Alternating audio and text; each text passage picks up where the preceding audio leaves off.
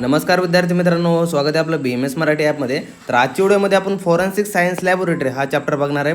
आता बघा, हा सिलेबस कॉपीनुसार आपल्याला DKचा आपल्याला हा दिलेला आहे चॅप्टर वगैरे.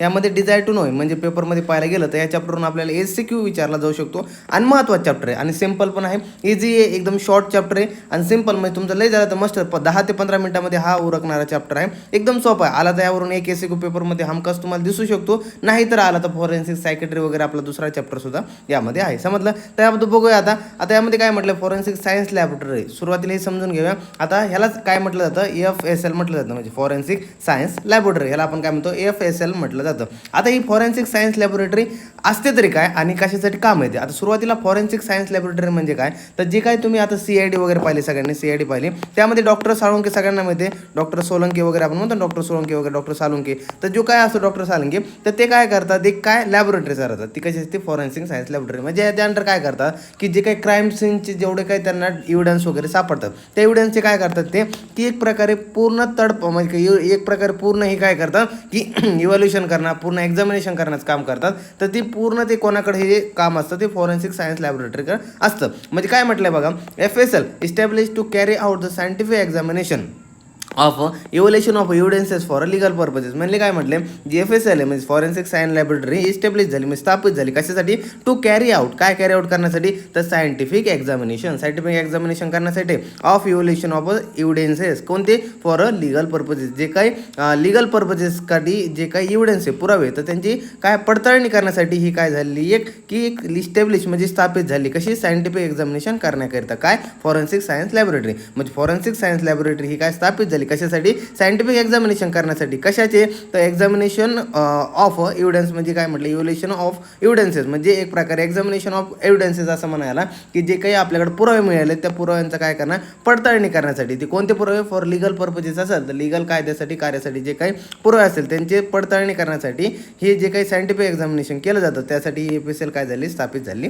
आहे. आता बघा, FSL deal with lab examination of various physical evidences recover from crime scenes. म्हणजे काय म्हटलंय, जी फॉरेन्सिक सायन्स लॅबोरेटरी असते ही डील विथ करते, काय डील करते, तर लॅब एक्झामिनेशन करते कशाची, of various physical evidences recover from the crime scenes. जे काही मेनली क्राईम सीन्समधून जे काही आपल्याला फिजिकल एव्हिडन्स वगैरे काय रिकवर होतात, गोळा होतात, तर त्यांना लॅब एक्झामिनेशन करण्यासाठी हे काय करतात, आपल्याला FSL डील करीत असते. आणि हे कुठं भेटते आपल्याला, जे काही क्राईम सीन, जिथं कुठं झालं असेल, एखादा काय झालं असेल, गुन्हा वगैरे ठरला असेल, एखाद्या मर्डर झाला असेल, एखाद्या रेप झाला असेल, किंवा काहीतरी अन्य घटना घडली असेल, तर त्या ठिकाणी जे काही क्राईम सीन्स असतील त्या ठिकाणी फिजिकल एव्हिडन्सेस ते काय करतात, गोळा करतात आणि त्यावरती लॅब एक्झामिनेशन करतात. सगळ्यांनी CID पाहिली.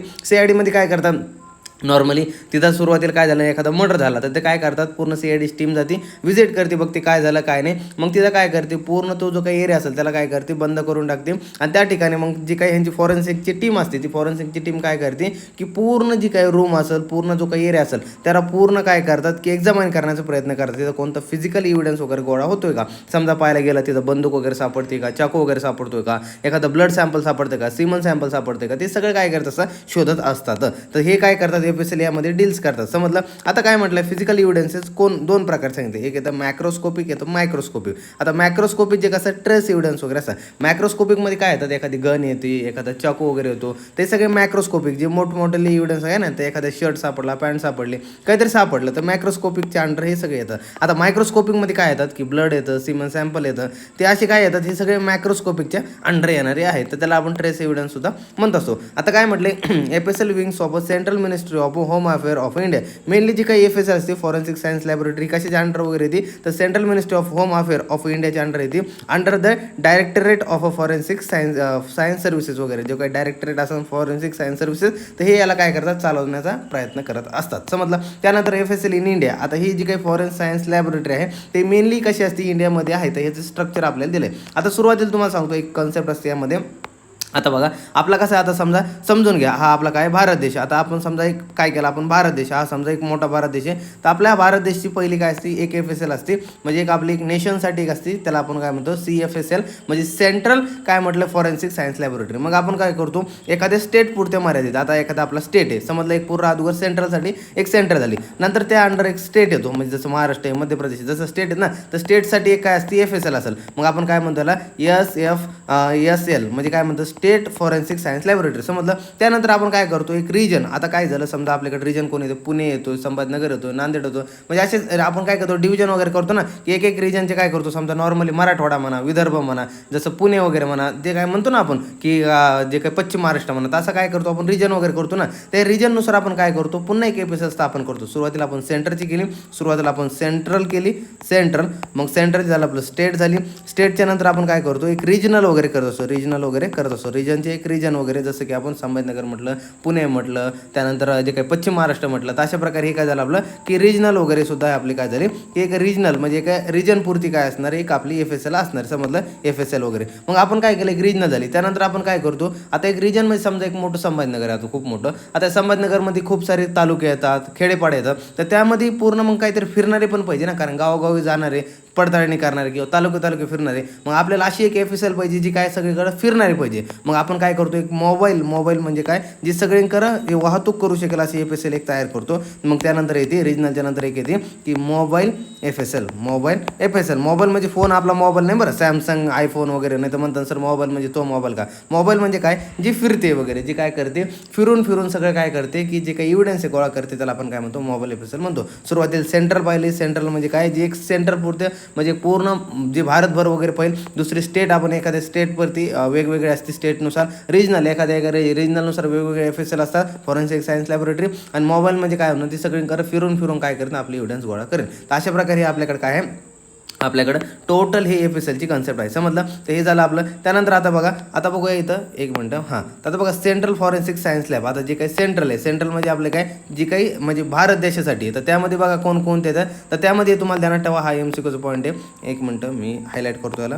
हां हे बघा जो काही CSFL ही आहे फर्स्ट आपली कोणती कोलकातामध्ये पहिली निर्माण झाली. CFSL म्हणजे काय सेंट्रल फॉरेन्सिक सायन्स लॅबोरेटरी कुठं कोलकातामध्ये. ध्यानात ठेवा हा MCQचा पॉईंट आहे. हा ध्यानात ठेवा, हायलाईट करून घ्या. जी CSFL कोलकाताची ही फर्स्ट ही काय आपली CSFL आहे सेंट्रलची. त्यानंतर ना काय येतं हैदराबादची येते, त्यानंतर चंदीगड येते, त्यानंतर इथं तुम्ही नोट डाऊन करा ND म्हणजे काय जण म्हणतात सर काय ND. तर ND म्हणजे काय न्यू दिल्ली समजलं. तर अशा प्रकारे हा आपला आहे म्हणजे भारताची राजधानी समजलं. तर हैदराबाद झालं, चंदीगड झालं, न्यू दिल्ली झालं, मुंबई झालं, राजकोट झालं आणि पुणे झालं. हे आपले काय ते CSFS जे काय CFSL वगैरे आहे म्हणजे सेंट्रल फॉरेन्सिक सायन्स लॅबोरेटरी आहेत समजलं. हे नाव तुम्हाला तोंडपाठ पाहिजे. कशाच्या अंडर येतं ते सेंट्रल फॉरेन्सिक सायन्स लॅबोरेटरीच्या अंडर येतं. हे झालं आपलं CFSLच्या झालं. त्यानंतर आता आपण बघूया SFSL म्हणजे काय स्टेट फॉरेन्सिक सायन्स लॅबोरेटरी. आता सेंट्रल झालं, सेंट्रलच्या नंतर आपण स्टेट बघतोय. आता स्टेटमध्ये काय येतं बघा हे स्टेट म्हणजे आपले काय स्टेट फॉरेन्सिक सायन्स लॅबोरेटरी. आता विविध स्टेटनुसार वेगवेगळे असते, महाराष्ट्राची,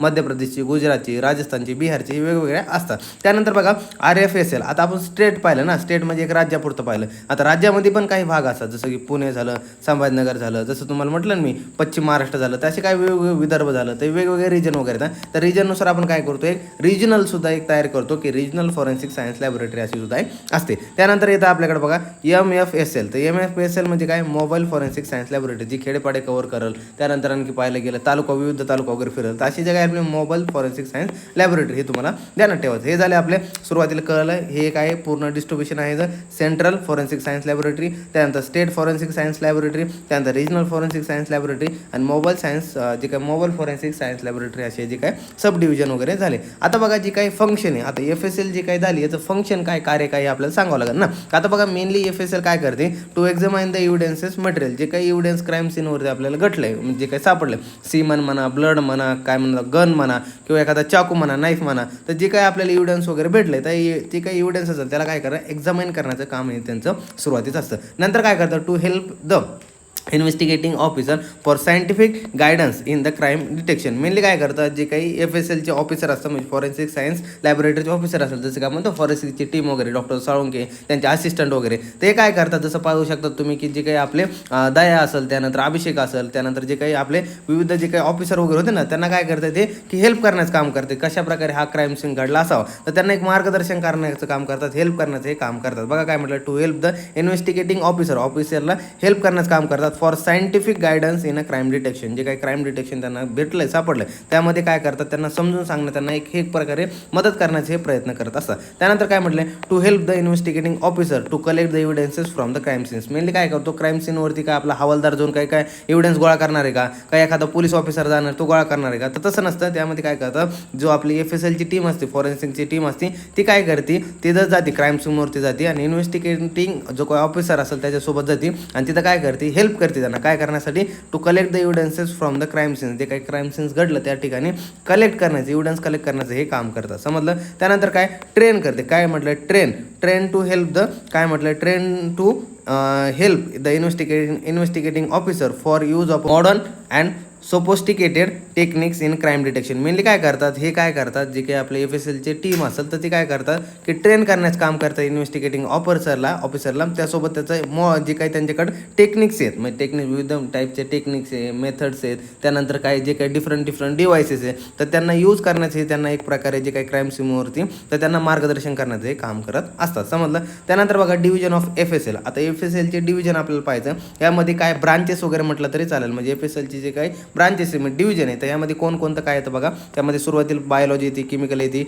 फिजिक्स येतं, त्यानंतर टॉक्सिकोलॉजी येते, त्यानंतर सेरोलॉजी वगैरे येते, त्यानंतर काय म्हटलं बॅलिस्टिक वगैरे येतं, DNA प्रोफाइलिंग वगैरे येते, त्यानंतर डिक्टेलोग्राफी वगैरे येते, त्यानंतर पॉलिग्राफ युनिट येतं, त्यानंतर नार्कोटिक युनिट येतं, फोटोग्राफी येतं, त्यानंतर फोरेन्सिक पॅथॉलॉजी वगैरे येतं. हे असे आपले काय सगळे डिव्हिजन ऑफ FSL आहे. त्यानंतर बघा, tools and technique use in FSL मध्ये कोणकोणते टूल्स अँड टेक्निकचा यूज केला जातो, तर मायक्रोस्कोपी, त्यानंतर क्रोमॅटोग्राफी, त्यानंतर काय म्हटलं इलेक्ट्रोफोरोसिस, त्यानंतर स्पेक्ट्रोमेट्री, त्यानंतर फोटोमेट्री, त्यानंतर DNA प्रोफाइलिंग, त्यानंतर डिक्टेलोग्राफी, त्यानंतर फोटोग्राफी आणि त्यानंतर ल्युमिसन्स वगैरे हे काय विविध टेक्निक्स यामध्ये यूज केल्या जातात. हे तुम्हाला ध्यानात ठेवायचं आहे. त्यानंतर ध्यानात ठेवा, इम्पॉर्टन्स ऑफ फिजिकल इव्हिडन्सेस. जे काही फिजिकल इव्हिडन्स आपल्याला घडले त्याचं महत्त्व काय. आता मेनली आपण काय करतो, फिजिकल इव्हिडन्सचं काय करतो, तिथं काय करतो, एक्झामिन करण्याचं काम करतो ना. तर जे काही FSL मध्ये ह्याचं महत्त्व काय, फिजिकल इव्हिडन्सचं महत्त्व काय, जे काय आपल्या क्राईम सीनवरती घडले तर काय म्हटलं बघा, युजफुल टू डिसाईड. काय म्हटलं, useful to decide whether a crime is committed. Mainly काय जातं, हे युजफुल ठरतं आपल्याला काय करण्यासाठी, की जो काही क्राईम आहे तो क्राईम कसा की स्वतः केला म्हणजे आत्महत्या केली, कोणी कोणाला मारण्यासाठी केलंय,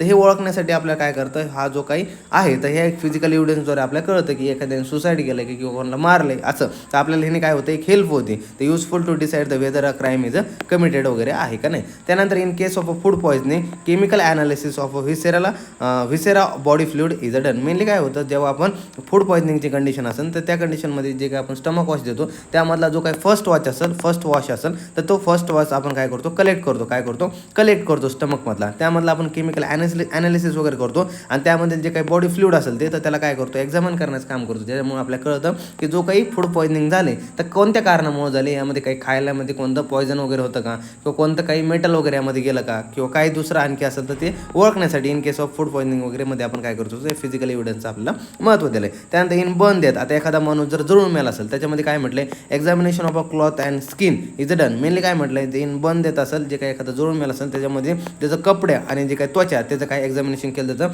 त्याद्वारे आपल्याला कळतं रे बाबा हे काय होतं की जो काही फिजिकल एव्हिडन्स आहे म्हणजे आपल्याला त्याची डेथ वगैरे कशी झाली तर ते आपल्याला कळतं वगैरे. त्या फिजिकल एव्हिडन्सचं आपल्याला महत्त्व आहे इन बर्न डेथमध्ये. समजलं कशाचं, क्लॉथ आणि स्किनचं. त्यानंतर इन फायर आर्म इंजुरी म्हणजे एखाद्याने कोणाला बंदुकीने मारलं बाबा, कोणी डिस्कम गोळी घातली आणि मारून टाकलं, तर त्या कंडिशन म्हणजे एक्झामिनेशन ऑफ काय म्हटलं, मिसिलिस is done to know the nature and type of the weapon. Mainly काय होतं, जो काही गोळी असेल, बंदुकीची गोळी असेल त्याच गोळीचं आपण एक्झामिनेशन करतो कशासाठी, इज डन टू नो, आपण ओळखण्यासाठी की nature and type of the weapon.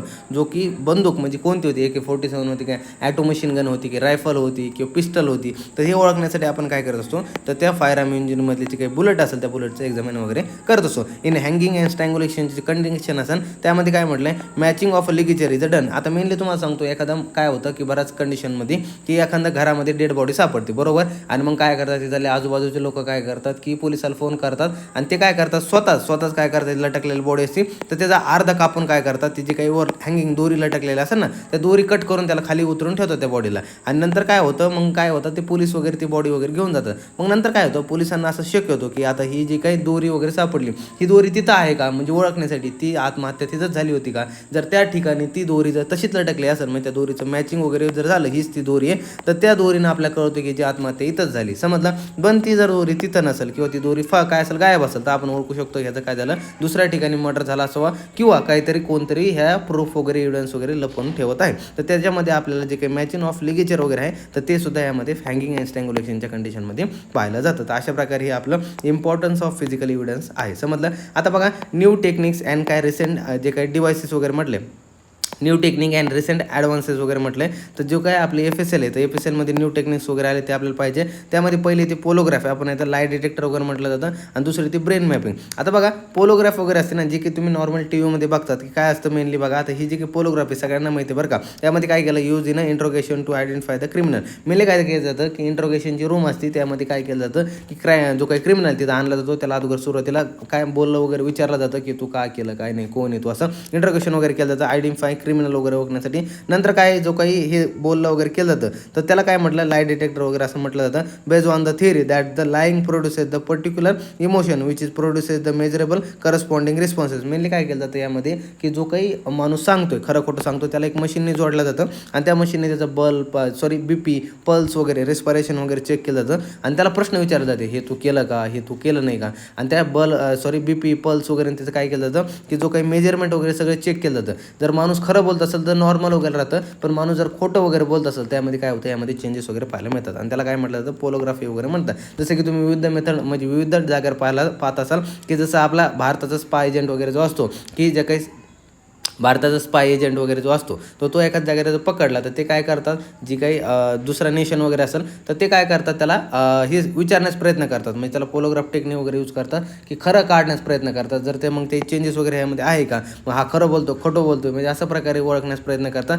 त्याचप्रमाणे हा क्रिमिनलमध्ये सुद्धा असंच केलं जातं की जो काही खरं बोलतो खोटं बोलतोय तर अशा प्रकारे ओळखलं जातं. म्हणजे एक तुम्हाला टीव्हीमधून सांगतो, जसं आपण मूवीमध्ये पाहतो ना, तर मूवीमध्ये आपण अशा प्रकारे आपल्याला कळतं की हा खरं बोलतो खोटं बोलतो. तर तीच मेथड असते पोलोग्राफ. याला use in the interrogation to the identify the criminal वगैरे म्हटले, also called as a lie detector वगैरे म्हटले. Based on the theory that the lying produces the particular emotion which produces measurable corresponding responses including the BP pulse respiration skin conductivity वगैरे यामध्ये म्हटले. समजलं. त्यानंतर बघा ब्रेन मॅपिंग. आता brain mapping also called as brain fingerprinting याला म्हटलं जातं. Determines if the specific information present in the brain of a criminal. Mainly काय जातं ब्रेन मॅपिंगमध्ये की आता माणूस जर किती बी झालं पण सांगत नाही, खरं सांगत नाही, पण त्याला माहिती आहे की त्याच्या ब्रेनमध्ये कुठं ना कुठं एक काहीतरी हा लपलेला आहे, त्यांनी तो क्राईम केला नाही आणि त्याच्या माहिती आहे तो खरं बोलत नाही, किती मारला काय बोललो तो खरं बोलत नाही. मग त्या कंडिशनमध्ये ब्रेन फिंगरप्रिंटिंग केली जाते. तो असा ब्रेनचा आपला जो काही रिजन असतो, अशा प्रकारे आपला ब्रेन असतो, त्याच्या एखाद्या लोबमध्ये किंवा एखाद्या स्पेसिफिक एरियामध्ये ही पूर्ण इन्फॉर्मेशन गोळा असते. मग त्यासाठी आपण ब्रेन मॅपिंग वगैरे करतो आणि ब्रेन मॅपिंगमध्ये काय केलं जातं, त्याची जो काही लपलेली इन्फॉर्मेशन आहे ब्रेनमधली ती बाहेर काढली जाते. समजलं.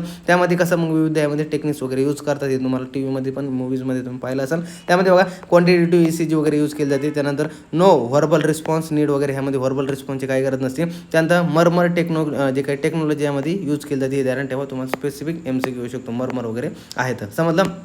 हे झालं. त्यानंतर बघा नार्को ॲनालिसिस. आता हे खूप महत्त्वाची बरं का, आपल्या सिलेबसनुसार पण दिली. आता यामध्ये काय केलं जातं बघा, it is the process of obtaining information of an individual in a sleep like a condition, म्हणजे स्टेट वगैरे. आता काय केलं जातं, एखादा माणूस जर झोपलेल्या अवस्थेसारख्या असेल तर त्यामध्ये त्याच्या जर माहिती काढायची असेल तर तो झोपला आहे वगैरे, अनकॉन्शियस वगैरे झोपलेला आहे, तर त्या कंडिशनमध्ये त्याच्या जर इन्फॉर्मेशन काढायची असेल आपल्याला तर त्यावेळेस नार्को ॲनालिसिस वगैरे केलं जातं. यामध्ये काय केलं जातं, it is a process of investigating of a mental content of a person. जे काही तुझ्या ब्रेनमध्ये काय लपलेलं आहे तर ते ओळखण्यासाठी केलं जातं. Done after the application. काय done after application of a simple general anaesthetic drug. Mainly काय झालं, सुरुवातीला एक ॲनेस्थेटिक ड्रग दिला जातो आणि त्याच्यानंतर ही सगळी माहिती वगैरे बाहेर काढली जाते. समजलं. त्याला नार्को ॲनालिसिस वगैरे म्हणतात. समजलं. It is a process of obtaining information from a individual in a sleep like a state. एखादी इन्फॉर्मेशन वगैरे काढायची असेल आपल्या एखाद्या इंडिव्हिज्युअलमध्ये आणि तो स्लीप सारख्या स्टेटमध्ये असेल तर त्या कंडिशनमध्ये आपण नार्को ॲनालिसिस यूज करतो. It is a procedure of investigating of a mental content of a mental content of a person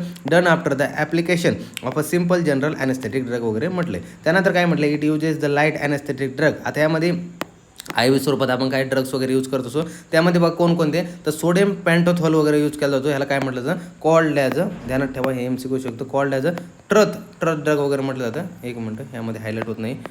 एक मिनटं. याला ट्रथ जे काही ड्रग म्हटलं जातं किंवा ट्रथ सिरम असं म्हटलं जातं कोणाला, सोडियम पेंटोथॉल वगैरेला. त्यानंतर काय म्हटलं आहे, स्कोपोलामाइन वगैरे म्हटलं, स्कोपोलामाइन हायड्रोब्रोमाइड वगैरे, तर हे ध्यानात ठेवा. त्यानंतर सोडियम काय म्हटलं, सिकोनॉल वगैरे म्हटलं आणि त्यानंतर बेन्झोडायझापाइन वगैरे, तर एवढे आपल्याला ड्रग्स वगैरे दिले. हे तुम्हाला ध्यानात ठेवायचे. IMPS सिलेबसनुसार आपल्याला खूप महत्त्वाचं आहे. समजलं. हे झालं आपलं हे झालं आपलं नार्को ॲनालिसिस वगैरे. त्यानंतर आता हे झालं इथं. त्यानंतर एक पॉईंट येतो आपला शेवटचा DNA फिंगरप्रिंटिंग सिलेबसनुसार. आता ध्यानात ठेवा हे DNA फिंगरप्रिंटिंग आपण कुठं पाहिलं होतं, जो काही वैद्यशास्त्र होता हा चॅप्टर होता त्यामध्ये आपण हे कव्हर केलं आहे. पण पुन्हा तुम्हाला सांगतो मी DNA फिंगरप्रिंटिंग म्हणजे काय होणं, की मेनली DNA ॲनालिसिस किंवा आपण DNA टायपिंग म्हणतो किंवा DNA फिंगरप्रिंटिंग म्हणतो किंवा DNA प्रोफाइलिंग सुद्धा याला म्हणत असतो, is the process of determining the individual काय म्हटलं डिऑक्सिरायबोन्युक्लिक ॲसिड कॅरेक्टरिस्टिक. मेनली काय केलं जातो एखाद्या माणसामध्ये जो काही DNA असतो त्या माणसामधला जो काही DNA त्या DNAचे कॅरेक्टरिस्टिक ओळखण्याकरिता आपण हे काय केलं जातं DNA फिंगरप्रिंटिंग केलं जाते. आता यामध्ये ॲप्लिकेशन बघा काय कशासाठी आपण करतो, it is use in a crime investigation. आता मेनली काय होतं एखाद्याचं आपल्याला सीमन वगैरे सापडला एखाद्या क्राईम सीमवरती किंवा ब्लड सापडलं किंवा एखादी टिश्यू वगैरे सापडली तर त्या टिश्यूतून आपण काय करतो डायरेक्ट टिश्यू घेऊन जातो का एखादं सीमन घेऊन जातो का, तर नाही. तर त्याचं आपण काय करतो DNA सुरुवातीला काढतो ह्या माणसाचा DNA काय आणि जेवढे आपल्याकडे काय असते सस्पेक्टेड माणसं असेल त्या सस्पेक्टेड माणसाचा आपण काय करतो DNA करतो आणि मग DNA वगैरे काढला दोघांचा जर मॅच झाला दोघांचा DNA मॅच झाला तर तो आपल्याला काय होतो क्रिमिनल वगैरे शोधता येतो. समजला. तर सुरुवातीला क्राईम इन्व्हेस्टिगेटिंगसाठी यूज करतो. त्यानंतर काय कंपेअरिंग जे काही criminal suspect profile to DNA are evidences so as the access the काय म्हटलं आहे likelihood of their involvement in the crime. Mainly काय होतं जो काही आपल्या क्रिमिनल सस्पेक्टेड क्रिमिनल असेल तर त्याला ओळखण्याकरिता आपण हा यूज करत असतो. त्यामध्ये आपल्याला जे काही एव्हिडन्स वगैरे गोळा झाले तर त्यामध्ये आपण दोघांचा सुरुवातीला DNA काढतो आणि जर दोघांचा मॅच वगैरे DNA झाला तर त्यामध्ये आपण हा जो काही सस्पेक्टेड आहे तर तो त्या क्राईममध्ये इन्व्हॉल्वमेंट होती त्याची तर आपण असं ग्राह्य धरलं जातं. It is also use in काय म्हटलं जे काही पॅटर्निटी टेस्टिंग. आता यामध्ये काय केलं जातं, आता काही लेकरं काय असतं की एखाद्याच्या नवरा बायकोमध्ये भांडणं होतात तर नवरा काय म्हणतो हे मग बाळच नाही किंवा बाई म्हणते हे माझं लेकरूच नाही.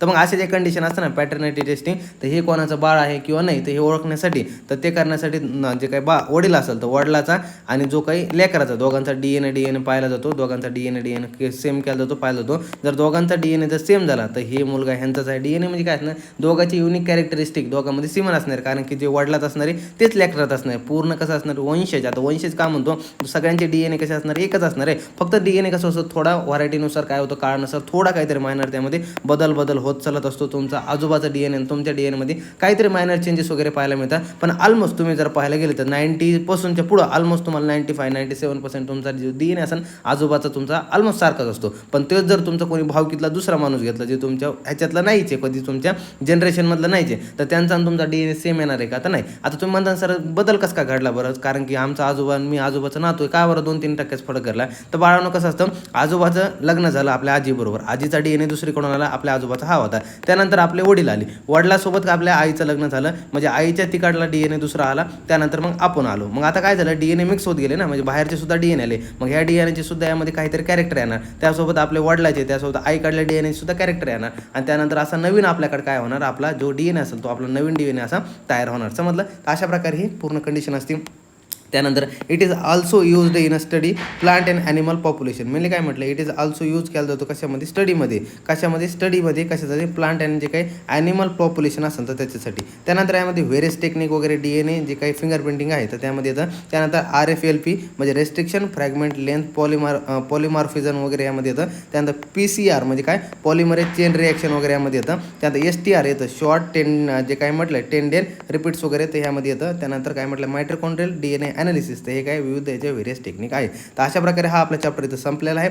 SCQ या चॅप्टरवरून येऊ शकतो. तुम्हाला नोट्स ॲज इट इज लिहून घ्यायचे. सिम्पल आहे एकदम सोपा चॅप्टर आहे. एकदम ध्यानात ठेवावं लागेल. इझी सगळ्या नोट्स तुम्हाला कन्सेप्ट क्लिअर झाले असेल समजलं. तर आय होप तुम्हाला सगळ्या कन्सेप्ट क्लिअर आहे. तर आता भेटूया पुढच्या व्हिडिओमध्ये पुढचा टॉपिक